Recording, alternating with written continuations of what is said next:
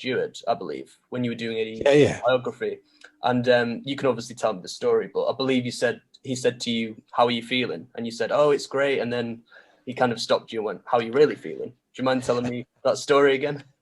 Yeah, of course. Yeah. So I was there was a couple of occasions I was lucky enough to meet Manny Steward. I mean, unfortunately, he's passed away now. But for those people who are not familiar with him, he was the architect of a boxing gym in Detroit called the Kronk Boxing Gym that at one stage during its history was regarded as almost like the world's talent factory, not just in boxing, just in sport in general, because they had something like 30 world champions in a 25-year period. And that's just unprecedented.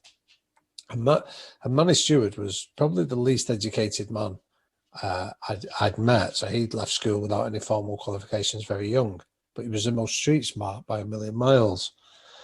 And first time I met him I was doing a biography of a guy called Thomas Hearns, who was a 5-weight world champion that came from this gym. He's regarded as a legend of the sport. And going out to Detroit, the experience was pretty intimidating, if I'm honest, Connor. So I was very conscious that I was a white guy going into an all-black neighborhood. So I stood out as an object of curiosity there. And then being an English guy in an American neighborhood as well, where you don't traditionally get tourists, again, made me even more of an object of curiosity.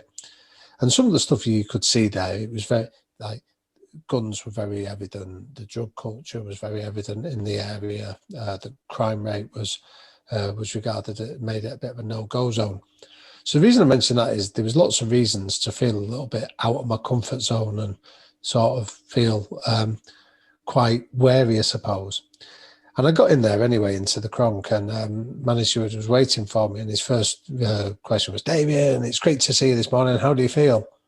Now, intuitively, that's a lot of enthusiasm coming my way. So I responded with enthusiasm and said, "It's great to meet you too, Manny. Really excited to be here. Thanks for hosting me. Really looking forward to it. Would you mind telling me the truth? How do you really feel?" And the best way I can describe it, Connor, was I had verbal diarrhea in what followed next. My mouth started talking independently in my brain as I started saying to him, "To be honest, I'm nervous. I feel out of my depth. I know you're busy. I don't want to waste your time." And I just went on the stream of consciousness. And again, he was really kind. He let me finish. He said, "Thanks for being honest." He said, "That now means we can work together." He said, "You stick with me. I'm going to look after you." Now, when I got to know him a little bit better, I followed up on that. And I said, "The first day we met, Manny, why did you feel the need to ask me that second question?" And his answer was, "I always ask the second question." That was actually when we began working together. So I said, "Would you tell me more?" And he said, "What I saw when you walked in through those doors was a nervous-looking white English guy, and yet you're telling me that you're enthusiastically looking forward to being here." He said, "The words and the pictures didn't match up. So the conclusion I reach is that you're either a liar or you're a sociopath." He said, "So the second question just speeds that conversation along. We accelerated it. How do you really feel?"